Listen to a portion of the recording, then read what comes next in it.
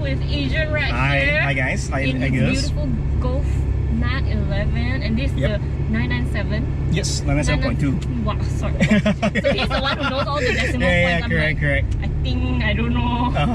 Yes. So I've met him at Evo Enduro 2019. That's and right. I know he's a fast driver because the only time I met him was at the lunch stop at Evo, and it's like, oh, Adrian Mark, yeah, hi. And that's it. I never saw him after that already. Alright. Yeah. So that's my memory of you lah until recently. Wow, okay. Wow, I think fast. I mean, I guess it was decently. I never saw you on the road at all. It was decent. I would say decent. I mean, I know my Miata is slow, but damn, I didn't see him at all. Wow. Yeah. Yeah. So today we are going to talk about his beautiful Porsche. Thank you. But besides that lah, what is the main reason we are here today? Oh, the main reason was that I actually took a test drive in Bing's Miata, and let me get this right, NC, yes, Norway, China, correct. Wow, that's how you remember. Yeah, Norway, China, correct. Yeah, I told Bing before, prior to the day, I didn't know anything about Miatas. So we were talking about Miatas via, I think on Facebook Messenger. Yes. So they were saying NA. So initially I thought, NA, naturally aspirated engines. Me too. Yeah. Then I was like, oh yes. Yeah, Correct. sorry for the confusion. Yeah, that's right. Yep. So after that, okay. So I found out that NA was the first gen Miata, Correct. then the MB, then the NC, and the ND. Yeah. How was your experience with the Miata? Actually, I was sharing. Honest. Okay. To be honest, I've driven a few cars over the past couple of years. So that car actually spoke to me a lot. The Miata really spoke to me because it is very nimble, very nippy, and yeah, it just takes the corners like a very fast car. I mean, it is as in the corners and the B roads lah. Yeah, very nice, very nippy. Is this the first time you're experiencing a MX-5? Yes, first time. Yeah, so I was sharing with her. Again, it's not apple to apple comparison. Another feel I get very close would be the GT86.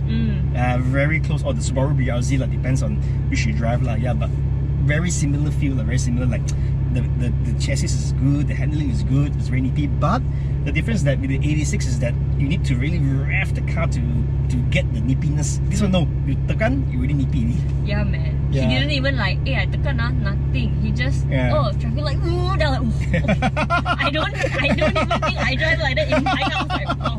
Yeah, but it's fun. I mean, I can see the appeal. Sharing with Bing, I can see the appeal of the car because the car is so easy to drive. Yeah, very easy to drive. Very welcoming as a first. Correct. Yeah. So if you're a first time enthusiast looking to get into the car scene, I think rear-wheel drive, front engine rear-wheel drive, that is the car to get lah. Yeah, I was sharing her, so it's even easier to drive than my Boxster or the 911. Yeah, easier to drive. Yeah. But his 911 is more comfortable than Yeah. So you're saying that the 911 feels more comfortable as a car. Yes. Yeah, that's right. Correct. So while he was driving also, he was like taking all the racing lines. I was like, oh my god, in my head I was like, was I doing racing lines? Yeah, you were doing racing lines. Oh my god, we were going at Was it? I can't. sorry. One of the corners, I was like, oh, okay. I guess you okay. You were just like, oh, it's not a corner, it's a straight road. Oh, is it? Oh, okay. Wow, okay, alright. Sorry about that. I didn't realize I was taking the racing line. I was like, okay, Porsche driver. By the way, his handle is the Porsche lover because he knows all the decimal points. Okay. All the decimal points of the Porsches, and he's going to tell us more about that later. But yeah, I was like, okay, Porsche owner, Porsche driver. He's okay. Oh, it's another corner. No, it's a straight line. Okay. Yeah. So the car. Yeah, when I first got the car, I was telling Bing, I said, hey, how come your traction light is on? Oh yeah, I off it already. I said, wow, okay, this is hardcore. I never turn on the traction off. Never ever. But different cars are different lah, okay, I would say. Yeah, so but it's fun in the sense that I was telling her that the Miata, because the limit threshold is lower, so you can actually feel the car doing things. Whereas in like the Porsche, because the limit is way higher, you won't be able to feel the limit. So only you can feel the limit of the rear slipping when the car is at extremely high speed or extremely fast corner or situation where you really push the car. Yeah, so it's a very easy car to learn how to drive. I would say drive fast, but to drive better. Yes, because you can push the car. Correct. And you will see how the car reacts. Correct. Then That's you right. will know, oh, okay, I have to actually understand understand my car, how it reacts to certain things, certain inputs, then I will... Correct. Yeah, then I will learn from that and hopefully carry the skills onto your next car, a more powerful car. That's right. So like I just sharing with her, like coming from mid-engine and rear-engine cars to front-engine rear-wheel drive, it's easier to drive the car. Yeah, so a lot of people think that Porsches are actually they're not the fastest car to drive. I mean, of course, we talk about the 911 turbos and everything, but they got base spec. Okay. Yeah, you buy an E45, I think you can tap out my car anytime. So E45, E45, the new E45s or the GTIs tune up easily can tap out my car. Yeah, easily in a acceleration point. Yeah. Yes. Understand. Yeah, so I was telling her the magic happens above 4K. Yeah. So this is what they call the Flex 6 howl or the scream. Yeah. So this is what happened. You know, I was telling her my car previously had no sound at all. Do it again. Yes, we are burning more petrol. Oh my god! Yay for global warming. Yeah, so I think recently Bing drove the 911 Targa. Yes. I think it's very different from that. It's more brutal, I guess. But then the acceleration, my heart, wow! Yeah, I think, yep. Oh shit! I would be so afraid to drive this car this fast. I would never know what might just happen. True. I mean, even as a passenger, I'm sitting here, I'm like, can it act up at any point of time? True, but as a point of reference, Porsches are actually one of the most reliable sports car, Conti sports car. Yeah. See, there's a lag there, but once it gets going, I think you got turn back. I left my heart there. Oh shit, man. Yeah. So it's a combination of sound plus the car. Yeah, insane. Yeah. So.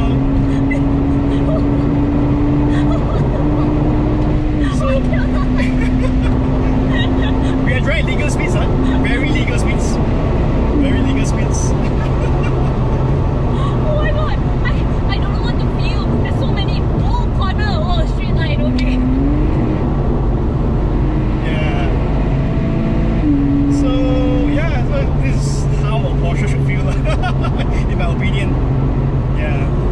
So Bing was sharing earlier that the steering is a bit heavy. It is heavy for the 997 generation, but for good reason, because it's hydraulic power steering, but the feel is insanely good at whatever speeds, low speed, high speeds. Okay, and I will emphasize my point again. You need a lot of skill to drive this type of cars. If you don't have the skill, you won't find it enjoyable. No, not at all. Like just now I drove it and I was like, I'm not gonna do this. Yeah. You need to be very confident in the car to be able to drive it. I would say drive fast, like to push it to the maximum potential. Correct. Like even like myself also, I feel like this car I got it since November 2018. Okay. I feel that I haven't driven to its full potential as well. Yeah, correct. Yeah, that's why like That wasn't the potential. No, I mean that was basically more or less the potential, but as in on the let's say on the tighter corners, the B roads, I can corner faster and everything. Yeah, to corner, I mean to drive like that on the highway, no issue. Anyone can do it. True. But yeah, it's only on the B roads and everything. Yeah. Wow. Yeah. I'm so speechless. Freaking 911s, man. Y'all make me speechless. Correct. Wow, I had a mix of emotions. I was like, wow, this is exhilarating, and wow, I need to find my heart. At the same time, I'm smiling here. Okay. Turn on the aircon cold a bit. To cool you down. And the cooling seats. The experience is so different. I've never experienced this before, but maybe because I've never tekan until until the level. Yes, because I was always very scared. I know my skill level. Okay, and understood. It's not my car. When it's not my car, I'm extra careful. Definitely. Yeah. So when you drive, I'm like, whoa. Correct. And the thing is, he wasn't slowing down now. He wasn't giving pace at all. He was like, oh, can still go. And literally we're accelerating. He was accelerating the whole way. There was no lift up, there was nothing. So the new one, the one that Targa you drove up, is even faster than this. You can corner faster. Yeah. So it's way faster than this. They can drive faster than this, but again, very different experience. That is like a very far fast modern Conti car. This is still very raw. I would say raw. Yes. Yeah, raw feel. Like you say, it's the last analog generation before the newer Porsches. Correct. That's right. Are you even like full throttling it? I am actually. I am. Oh really? Yeah. Oh, okay, so this is the wow. Even the new Carrera, the one that I drove, I didn't full accelerate, I didn't full throttle. Yeah. So I realized I think I was only giving it about 25%, and it was already giving me that type of feedback. Correct. So imagine Hold on. Yeah. There's no grab handle. Yeah, this guy has no grab handles. Correct. So in comparison, the Boxster is way more stable than this. Way more stable. Yeah. I mean, a lot of 911 people, they always diss the Boxster and the Cayman there, but yeah, those handles way better. This is more lively, I would say. Yeah, I think us being more lively. Well, yeah, definitely. My life, like went out, came back in, went out, come back in. Yeah. I experienced out of body experience, I think, about 5 times lah. Okay. We will take it slow. Okay, the cool thing about this car is that I was telling Bing, first thing is that it must be it's a daily car actually lah. So it must be comfortable. Okay, now we drive it docile only lah. Yeah, very docile only. So were you on Sports Plus just now? as I mentioned earlier, my car has no Sport Plus. My car is just vanilla, very base spec, you could say. Okay, Yeah, there's no Sport Plus, but yeah. So my only Sport Plus is my right foot. Okay, so tell us a bit about why you decided to buy this particular generation. Okay, so this 997.2 .2, correct. Carrera 4S. Carrera 4S. So at that time, because in the market there was not many cars that has the brand prestige, the heritage, and all these factors thrown into one. Okay. So a lot of people love Porsches, but they always say, oh yeah, it's very expensive and everything. So for example, like I put it in perspective. Back in 2018, in November, December, this car costed 380, 390. Alright. So that would be a brand new E300, I think E250 price. Yeah, so instead of choosing an E-Class, why don't I get a two-door sports car? Yeah, so that's how the mind worked. And I was seeing the thing. So of course, brand new, I think currently the Carrera 4S goes for 1.2 million. Brand new is definitely out of the question. Yeah, so therefore, of course, it's a Recon. So this is a UK Recon model. Were you always eyeing this generation? Do you always have an appeal? Would you always have it? Okay, prior to buying this, I actually look at 996. Yeah, so actually I look at two models. One's a 996 Turbo. So a friend actually offered a very good price for that car, but I couldn't get the loan for the car. Okay, question regarding 996. So I think what I know is that a lot of people don't like the 996 because of the headlights, the fried egg. Is that the only reason that people don't like it? Okay, so the 996 was a very tough position because why? It was the first water-cooled Porsche. So imagine the legions of Porsche fanboys, they are very hardcore fanboys. All the while air cool. Suddenly you put in a water-cooled, and especially the 993 was the best air-cooled generation up to then already. It was like the refinement, everything was refined already. So to jump to water-cooled, a lot of people feel shit, this is against the ethos of Porsche. At the same time, it was the first time the designer, his name is Pinky Lai. Pinky as in Pinky in the brain. So he actually designed it, okay, let's do it a bit different. So we changed the headlights to non-round. That got a lot of flack. Yeah. Interesting, simple thing like that, and all the fanboys make noise. And another fun fact is that because at the time Porsche was also having financial difficulties, so they actually came up with the Boxster, the first gen Boxster, the 996, correct? So Boxster is a combination of two words, Boxer engine and Roadster, so it became Boxster. Correct. Yeah, that's fun fact. Correct. Never knew. So when the car came out, so that car was modeled after I think was it the Carrera GT. So the front headlights are the same as the 996. So a lot of people were saying, oh shit, I buy imagine a $1 million car, and the car which costs half the price has the same front end. I see. So a lot of people like, get very triggered. Yeah, correct. Yeah. so that's the reason why the 996 was the most unloved. Yes. So initially it was the I think they call it the running egg. Then the face became a fried egg. Yeah. To be honest, I love those because of why? One of my favorite car movies, Gone in 60 Seconds, actually featured a 996 turbo inside, facelifted. Yeah. So I was pretty. Yeah, that was one of the earlier movies I remembered. So was this always the generation that you were looking at? But then you answered like, yeah, you were looking at the 996 as well, but you didn't get 996. What were your other considerations? Do you have other considerations? Not really in particular. Yeah. So the time. Were you even looking at a car? For a car? We were just looking around me. I wasn't like actively hunting at the time. Yeah. Yeah, that's right. Yeah, because to be honest, even though I'm in the auto industry, but I've never really. I mean, I love road trips. As in, I literally love road trips, like going around Malaysia. Like I covered most of Malaysia in my EV and my other cars. Yeah. So before this, I love driving really, but I never considered a sports car. Yeah, until recently lah. Yeah. So this car checked all the boxes. So like the back seats. I know the back seats are very small, but it's so yeah. 2+2, but you could fit someone there for a very short period of time. At the same time, you can throw stuff in the back. Yeah, so this is a work car, so I throw my bags, my everything. Wait, your 911 is your work car? Yeah, it's a work car, it's a daily car. That's right. Yeah.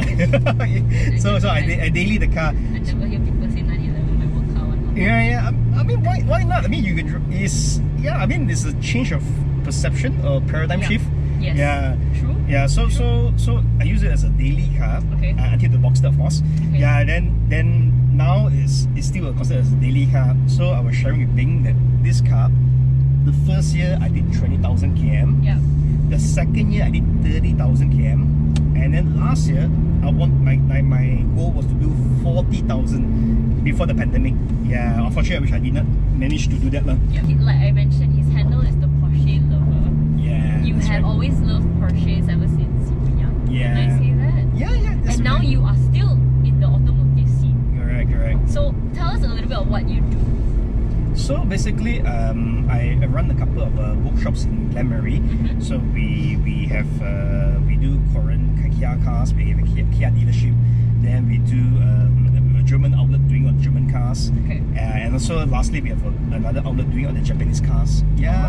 So basically, I always like to do it in the restaurant kind of way where we have a Korean barbecue. We have a German beer bar, and lastly we have fusion. We serve nasi lemak and Japanese food. Yeah, so we do everything. Yeah, so pretty blessed to be in this industry, to enjoy cars at the same time be in this industry. Yeah. And I personally, he's the type of mechanic that I would trust. Oh, thank you. No, because like I've been having trouble looking for a proper mechanic for my MX-5. Why? Because MX-5s are not common in Malaysia. They don't know what to do with the car. They see the car, they're like, okay, and there's no experience with an MX-5. So usually I'll be the guinea pig. Oh, okay. Like, okay, I haven't done this on a car like this before, so I'm gonna try this. Wow. And I'm perfectly fine if mechanics tell me, but I also get mechanics where I can do one. Yes. Yeah, no problem. Yes. Yeah. So recently I also managed to find a mechanic because he is also a car lover. I see. He owns an MX-5 as well. Oh, wow, okay. Yes. Perfect. Check. Correct. Yeah. So I would resonate and be like, oh, you're a car guy. Correct. Oh, you have this type of cars. Then Correct. I immediately went, okay, Fong something.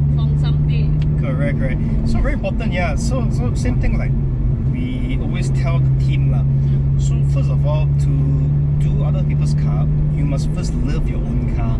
Yeah. So and then if you don't love your own car, so same thing like if you go to a dentist, the dentist teeth is all yellow and everything. Then of course, the first perception is that he's not a very good dentist. I mean, he might be a good dentist, but the perception given to the clients or the customers is that he's not a very good dentist. Yeah. Correct. It's like you go, like what they say, you don't eat from a skinny chef.